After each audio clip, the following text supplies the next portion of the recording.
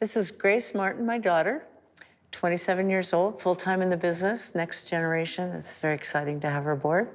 And we're tasting a bottle from her birth year. It's the 1997 Corison Napa Valley Cabernet Sauvignon. It's very special to share this with you. Not only was it a terrific vintage, and I used to say that one of the reasons that 94 and 97 were so good is they were your birth years, you and your sister. But 97 was a terrific vintage. It was a beautiful vintage. And these wines are very long-lived, and there's a wonderful sort of window to drink them between 20 and 30 years in the bottle. So this should be in a really pretty place.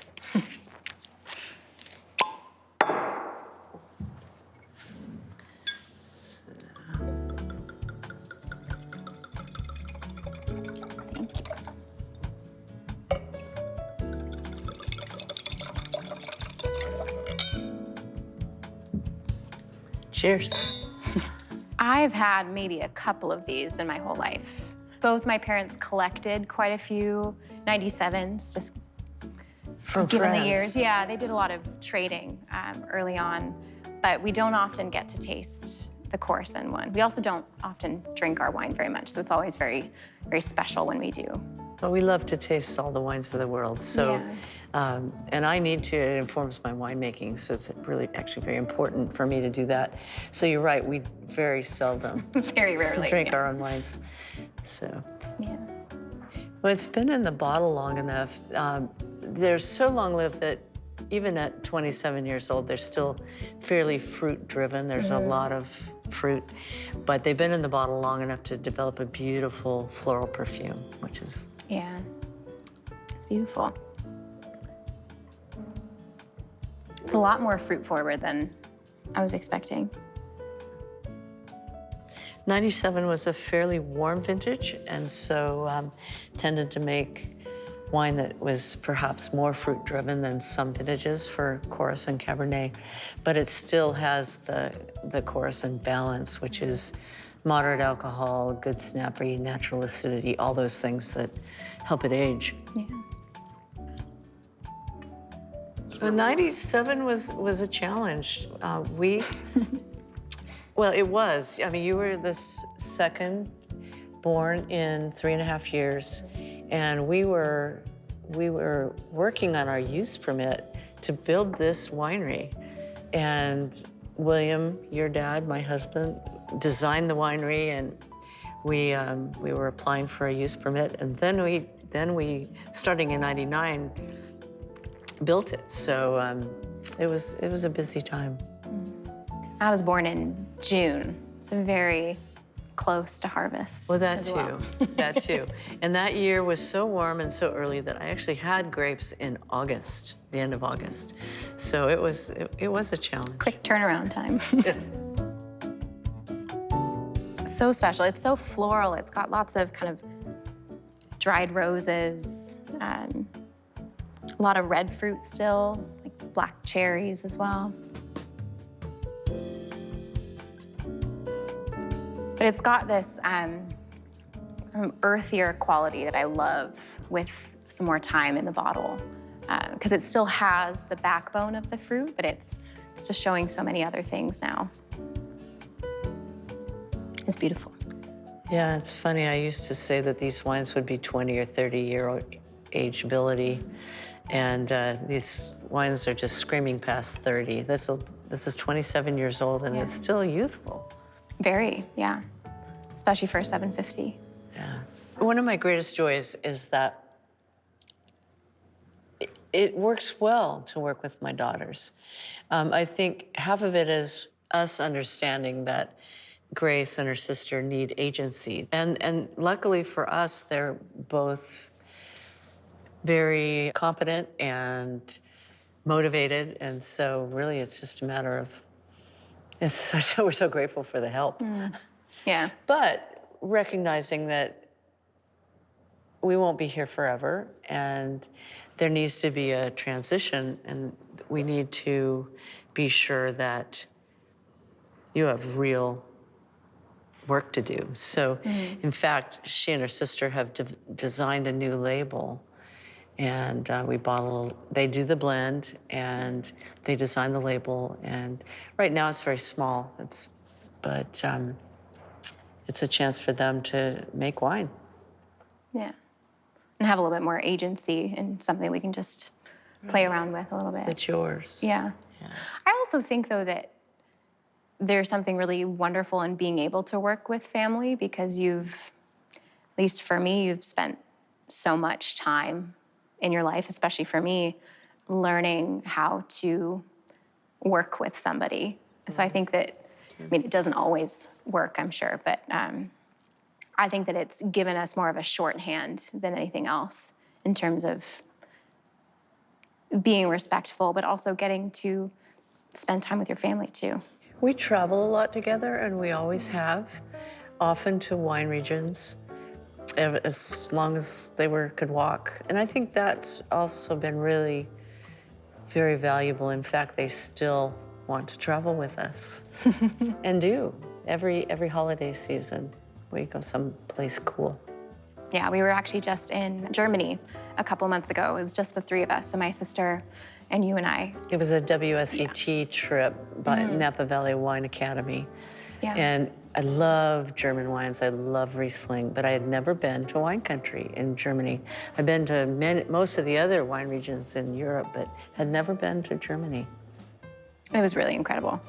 And I think what stood out to me as well was that we were meeting with so many families who had been second, third, fifth generation, and getting to hear kind of the stories and the generational knowledge that comes with that was really special, because growing up here, I never saw that at all, actually. It's very unusual for next generation to be involved or even thinking about being involved, because I went to school with a lot of kids from families in the business, and nobody really was even thinking about it at the time. Yeah, so we're very lucky, very, very lucky. But both of you went away to school, studied what you needed to study, acting in your case, engineering in Rose's case, went off and did what you needed to do. Got some space, yeah. Yeah. And then we're very, very fortunate that you've circled back. Yeah. I think you have to leave, though. Yeah. I think especially a place like this, it's a very unique bubble in a lot of ways, and being able to go out and I think also just experience the world of wine, because it kind of puts us in context in a way that I don't think you would get unless you left. Yeah, because I was working in New York in restaurants kind of right before I moved back and came back into the business. So yeah, I've been Union a little Square bit more. Cafe, which is one of the top wine programs in the country. Yeah. Yeah. Yeah, but it was really a wonderful opportunity to be able to taste just lots of different things, because, I mean, we have the wines we love to taste. Barolo, perhaps. Yeah. And I think that's what I so much enjoyed about going to New York, is I grew up in wine. I grew up drinking a lot of wine, but it was nice to be able to fall in love with it in a different context, I think. So coming back into it, it was just so exciting and so fun to be able to put everything together in a way that very few people get the opportunity to. But it's just so gratifying to know, especially in light of what happens in Europe, where it really can be fourth, fifth, sixth, seventh generation, and that matters. Wine speaks of time and place, and it makes me sad that it's so hard for our culture to have a sense of that continuity as farmers. And that's what we really are. We're farmers first. Yeah, and I think you were kind of hoping and dreaming of my sister and I being involved for longer than you let on. I remember really early on in the pandemic, my sister and I were both home, and she is so excited. She's like, I have this video we're all gonna watch from La Palais with a tasting and all of that. And the topic was next generation. And all of the people in it were 20th From Europe. generation, yeah. and just Burgundy, listening to all of their stories, and it's very subtle. Well, I was afraid, frankly, to let you guys know how much I would love to have you come into the business. Yeah. Because I know when I graduated from college, I ran away screaming. Granted, it wasn't quite this, wasn't this attractive. It was Riverside, California, and my dad was an attorney. But I just think it was really important for this to be your decision to come back. This is an extremely difficult business. And it takes, you've got to be passionate, you've got to be a little crazy, you've got to be very patient. And anybody that's not all of those things won't make it. Yeah. So it had to come from you. The alternative is for a small family business to soon not be a small family business. And that would be very heartbreaking to me. But always, at least for the last 5-10 years, I always figured I would have an assistant by the time I was 70 and start transferring knowledge to somebody that could carry it forward over time. Right about as I'm turning 70, these guys are coming into the business, so it's the transition's a little different than I anticipated, but very exciting. Yeah, very gratifying.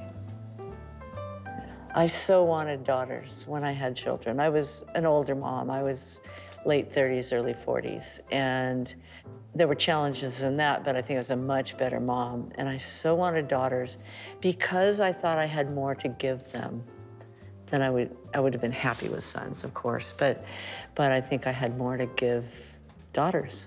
I think you also always envisioned the future of this winery somehow being led by a woman. Even when, because for a long time we would have meetings, we would talk about estate planning and that kind of thing, and there was always a short list of winemakers that you were really that I could bring in, along, yeah. And they were all women. That was important to me. Well, I think Grace has been able to take hold of employee issues and I come at it from a different generational standpoint. And I think one of the things that I was looking at when I first got back into the winery after a couple years was just taking a look at all of what is our branding? How are we talking to people? So looking at that in the hospitality, looking at in the marketing and all of that, and just being excited to try new things and see what's working and what's not working. So I think I've made a lot of changes in that way that took a little bit longer, I think, to come around, because I think a lot of people here were very set in their ways because you do something for what? You never. So it was kind of a slower transition, but I would say that's one of the things that I wouldn't say we ever disagreed on, but I think it took longer to it's new perspective. Come around. Yeah. I got pretty good at social media 20 years ago, but I don't have time for it, and it's changed so much. Grace is doing it now, and it's so much better. She still goes rogue sometimes. Every so often. I did just last week. Yeah. I was chastised for it. Yeah. But I also really appreciate the fact that we have lots of very long-term employees. So I think we've taken good care of people. But I think that Grace is really focused on that and has more time to spend on taking care of people, which I really value. When I first came back into the business, I was focusing a little bit on kind of filling in the gaps, if that makes sense, of looking at it, of how it was all running. I spent a lot of time working in all of the different aspects to get a sense of it all, but then figuring out what we could do better. Yeah, because we're really, really fortunate to have so many people who've been with us for a long time. Yeah. And there are a lot of places to work here.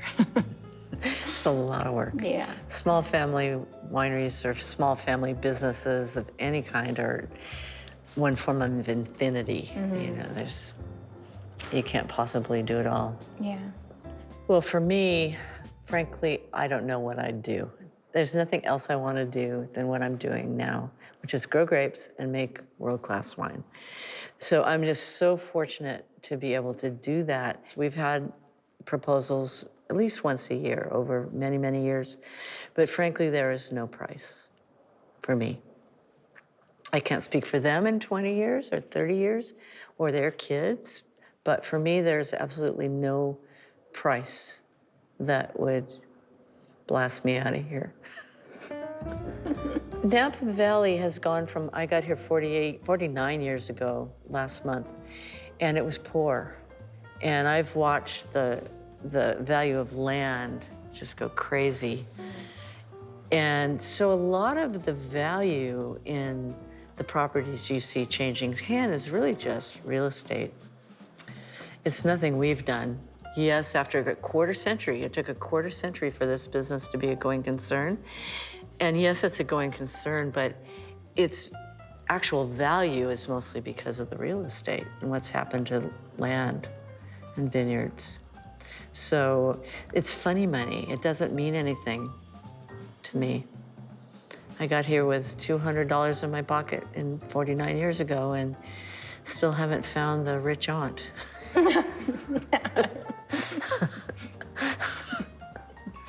So we're still pulling on our bootstraps as hard as we can. Wine is so much more than a beverage. It's so much more than something that washes your food down. It's about culture. It's about continuity, place. But I think they grew up here. You know, they did their homework on the crush pad because school always started right as harvest started. So I don't feel like there's a lot I need. There's not a lot of advice. My hope is just to have a long enough runway with them to have a smooth transition. I spent a lot of time here. I worked bottling, harvest, all growing up, but it wasn't until I came back as an adult and kind of was able to see everything else that goes on and get kind of a better sense of the bigger picture. Because I also think that, I don't know if it's a generational thing, but it is so rare to find somebody who's so passionate about what they do that it is worth absolutely everything. They will put everything they have into something, and I don't see that very much. So that's very special, and I think that's one of the biggest things that I found so heartwarming when I came back, was being able to see that, because I never saw that growing up. I was just mom. Just mom, yeah. Yeah, a cool mom, but yeah, I think being able to come back and then have an adult relationship with you is really, really, really special. We're so very lucky. Yeah, yeah. Thank you. You're making me cry. Do you want a little bit more wine in your glass? I've been drinking it. That's not entirely true. I've been spitting it. No. But yeah. Okay, cheers. We're glad you were born. Thank you.